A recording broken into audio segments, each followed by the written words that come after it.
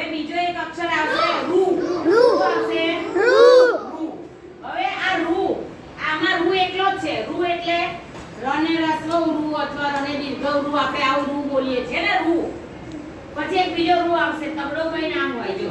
આને પણ રૂ કહેવાય. શું કહેવાય? રૂ. એટલે અમુક જે આપણા ભાષાના શબ્દો છે એની જગ્યા એની અંદર આવા રૂ મૂકવામાં આવે છે. ધારો કે જો મારે લખવું છે રૂમાલ. શું લખવું છે? રૂમાલ. તો આમ લખાય જો રૂમાલ. રૂ. અહીંયા આગળ આવું ના લખાય કે રૂમાલ, આવું ના લખાય. આ રૂમાલ આવી રીતના જ લખાય.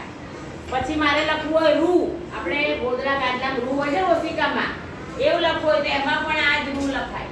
પછી મારે લખવું રૂપાળું. શું લખવું હોય? રૂપાળું. તો મારે આ જ રૂ લખાય આમ કર. રૂપાળું. આવો જ રૂ લખવો પડે. આને પણ રૂ કહેવાય. શું કહેવાય? રૂ. એ સિવાય આ પણ એક રૂ છે, આને પણ રૂ કહેવાય છે. શું કહેવાય છે? રૂ. તો આનો ઉપયોગ અમુક સ્પેશિયલ શબ્દોમાં થાય છે. ધારો કે મારે લખવું છે ઋષિ. શું લખવું છે? સી. તો હું લખીશ આમ લખાય ઋષિ. આમાં પહેલા સ નો ઉપયોગ થાય, ષટ્કોણનો સ અને રસ્વઈ, અને આ રૂ નો ઉપયોગ થાય. હું તમને જ્યારે લખાવ કે ઋષિ, તો તમે આમ લખશો તો તમારો શબ્દ કેવો પડશે? એ વખતે આ રૂ નો ઉપયોગ થશે. સમજણ પડી? આ રૂ નો ઉપયોગ થશે ઋષિમાં. એવા ઘણા બધા શબ્દો આપણે આગળ જોઈશું. ધારો કે ઋષભ લખ્યું છે, ઋષભ. તો આ લખ્યું મેં જો ઋષભ. કોઈ છોકરાનું નામ છે ઋષભ, કોઈનું નામ છે ઋષભ, રૂ. તો એમાં આ જ રૂ કરાય.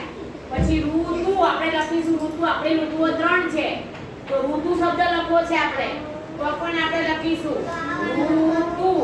સમજણ પડી? આવા ઘણા કેવી લખાય, 3 કરી દેવાનો અને છકડો ઊંધો આવે એટલે રૂ બની જાય અને રૂ કહેવાય. શું કહેવાય? રૂ. ચલો કયા કયા અક્ષરો શીખ્યા?